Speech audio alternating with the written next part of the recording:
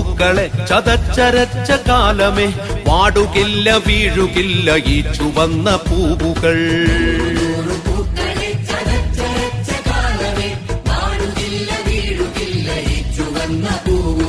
ഈ ചുവന്ന പൂവുകൾ ചുവപ്പണിഞ്ഞതെങ്ങിനെ മാറിടം പിളർക്കെ അമ്മമാർ കരഞ്ഞതെന്തിനാ?